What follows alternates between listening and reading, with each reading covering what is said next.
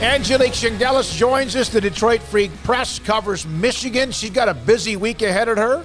I mean, busy week. First of all, Angelique, thanks for your time. Did you get the refrigerator fixed?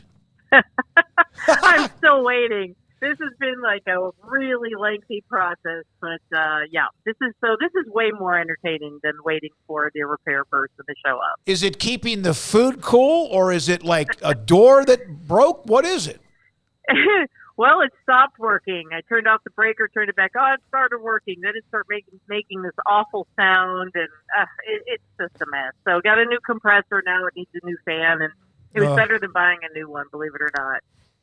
All right, so Michigan, we know the last couple of years they've been knocking more than on the door. Obviously, the disappointing loss to TCU. Is this now where Harbaugh has his team like in rhythm, where they expect this every year now?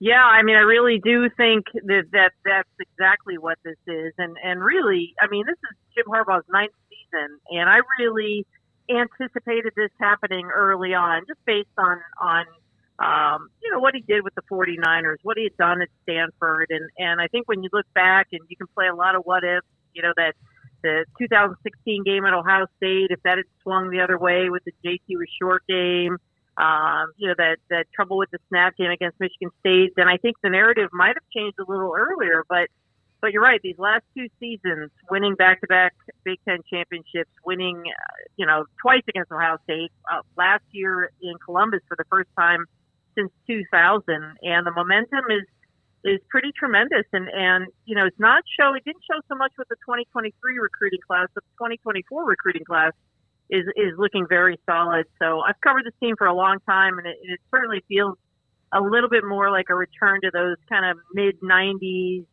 making the march to the national championship in 97, that kind of feel.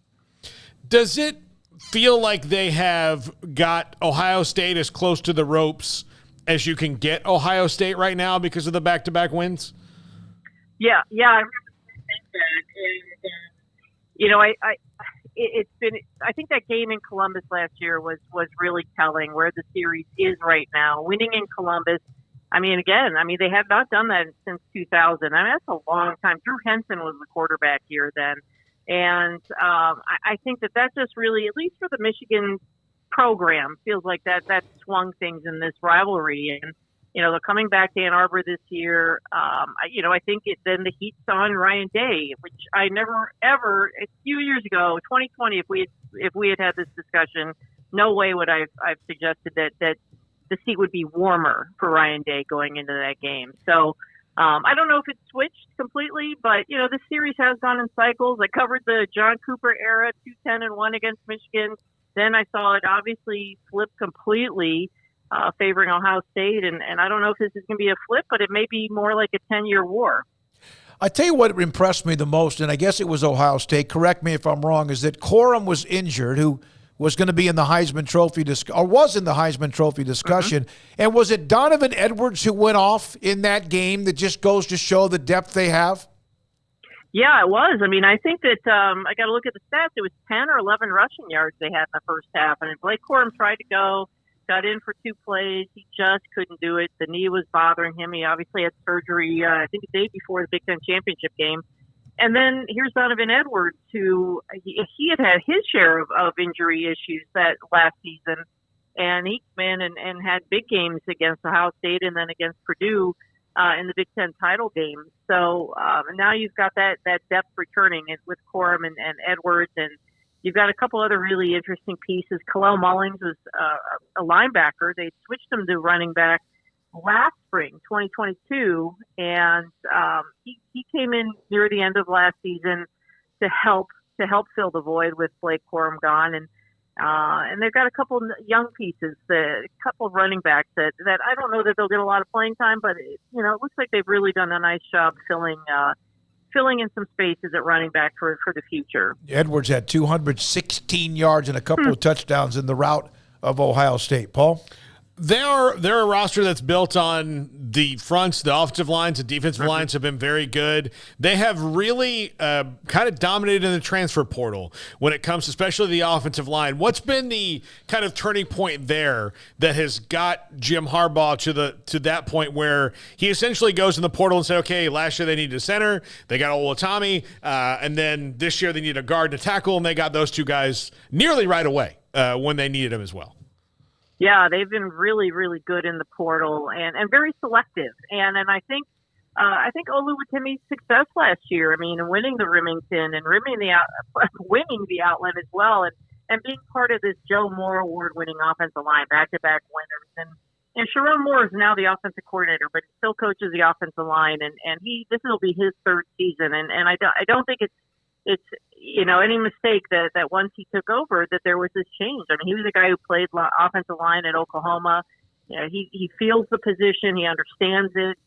It's going to be really interesting to see how he juggles calling plays exclusively and really coordinating the offense now. That's his job. He shared it last year with Matt Weiss and coaching the offensive line. But yeah, I mean, I keep saying, I don't want to keep beating this horse that it feels like they're going back to the early 90s feel. But in terms of, I've always measured Michigan offensive lines to those early teams I covered in the 90s. I mean, some really, really very strong guys up front and on both sides. And I think you're definitely seeing it on the offensive line, and you're definitely seeing them making strides on the defensive line as well. How much of the USC UCLA I guess you could say joining the conference after this year comes into play at all in the conversations right now? I don't know. I mean, the players haven't really talked about it. I think initially they were like, oh, yeah, that's pretty cool. I think in terms of the other sports, it's been a little bit more of a conversation in terms of travel for a lot of these sports and how are they going to handle it? And will they just go out there like softball, go out and stay out on the West Coast and play a couple series so they don't have to go back and forth? But for football, I think I think fans are very, very much interested in seeing this team go out there, and obviously those teams come into Ann Arbor. I think it's going to be really interesting to see those teams come east in the late, in November and playing out here when it's cold and it's certainly not Southern California weather. I can guarantee you that. So, but I think they're mostly excited about it. And in terms of recruiting, I don't think Michigan, and that's what I can talk about. I don't think that they have really made a hard pursuit of West Coast players lately. Their focus has really been more in Ohio, Michigan, Illinois, down in Florida, Georgia, those kind of states. But so I don't think that this will be a threat in terms of recruiting, at least for the West Coast teams, and in terms of Michigan's recruiting. How long do you think the Jim Harbaugh NFL flirtation will continue? Because it's kind of waned each time, but it's not going to go away, especially given his success when he was at that level and the fact that things are going right at Michigan, so it's not like he's lost his fastball. No, I mean, it's every year. And early on, he was poo-pooing it right away, called it jive turkeys, making up these rumors and that NFL teams have interest. But the Broncos' interest and his interest in the Broncos was legit this past year. And so was the interest in the Vikings in 2022. And, I think he's 59 years old. There is part of him that, and he said it last year after the Vikings interview, he had an interest in trying to win a Super Bowl again.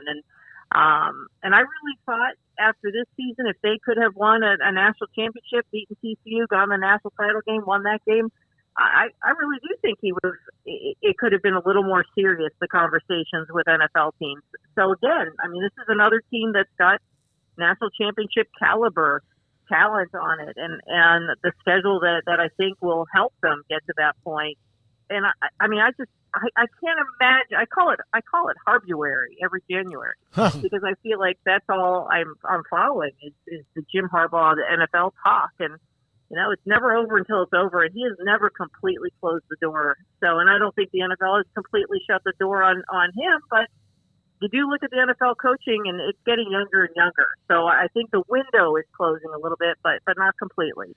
Yeah, you wonder, because Baylor when Matt Rule, heck, he got an offer after 1-11, and there was that flirtation, and it was also that others were interested in him, and it did drive some Baylor fans crazy, and eventually he has a really good year, and then here he goes and makes a ton of money despite being fired eventually by Carolina.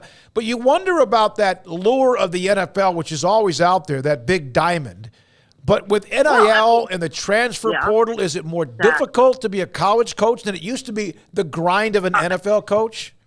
I did not mean to interrupt, but that was exactly where I was going to go with this. I think the lifestyle as an NFL coach is better. I mean, you just don't have to deal with all these things. And exactly what you said, NIL, the transfer portal, it is, it's 24/7 year round, it feels like, in college football. And, I think they mostly get July off, big deal. And these NFL coaches, I think the quality of life is just better. And I think you're seeing a lot more even assistant coaches in college football going into the pro game when those opportunities come up. So I do think, as a guy, and I'm not being an ageist. I mean, Jim Harbaugh is a very young 59. He's very enthusiastic, and his whole thing about enthusiasm unknown to mankind, I think he embraces that. So I'm not saying he's past this game or the game is too much for him, the college game, but I do think it's a much more appealing life in the NFL, and you get more family time. And maybe at some point they will find a balance in the college game. But right now, if I were a college coach, I would definitely be looking at an NFL career. Well, and Michigan fans are kind of maybe lucky in that regard, in that they're university and they've got money big enough to where he probably doesn't have to stress on it like somebody at Wake Forest would. But even still, it's still a stressor, regardless of the financial backing you may have. Well, yeah, and there's also this NCAA investigation that they got the draft of the notice of allegations in early January. There hasn't been any resolution yet. I think that the real crux of it was, a couple level 2 violations, recruiting during the dead period during COVID, which the NCAA has taken very seriously and penalized teams. There's definitely precedent here. But the crux is that they say that Jim Harbaugh lied during the process, and so there hasn't been a new contract. And Michigan is waiting on how this will be resolved with the NCAA, whether there's a suspension going forward, whatever it may be. But I suspect when they do get to talking about the contract and getting to that point, it'll be something substantive. Obviously, there was some conversation about the contract that he got coming out of 2020, and that Ward Manuel hacked his salary in half, and it was a lot of incentive based. And I think people thought that was very shrewd and very smart of Ward Manuel at that point. But now fans want to see Jim Harbaugh paid, like a lot of the top coaches, because he's brought the program back to a place that the Michigan fans have not seen in a long time. But that's going to really hinge on where this goes with the NCAA resolution. And, I'll be curious once that contract extension is done, what the buyout's going to be, because the last contract last year, it was not the kind of buyout that an NFL team would be worried about, stressed about. It wasn't anything that would worry an NFL team. So it'll be interesting to see how they lock them in with this one. All right. Be ready for the repairman now with that refrigerator. That sounds like a night. And you're about to leave town. You told me about going down to see your mom and all that and bring her back. Yeah. And you got to get it fixed. I think that's more of the stress is my mom's coming to town. 92 still bosses me around, so I got to make sure everything's in place. So there is really the stress, not the repair. When she opens the refrigerator, I know you got to go, expired. Exactly. Yeah. I see that ad, and I'm like, oh, my God, that's familiar. Thank you, Angelique. Appreciate your Thanks time. so much. All right, really have summer. enjoyed getting to know her, covering Michigan for the Detroit Free Press. Appreciate her time. And it is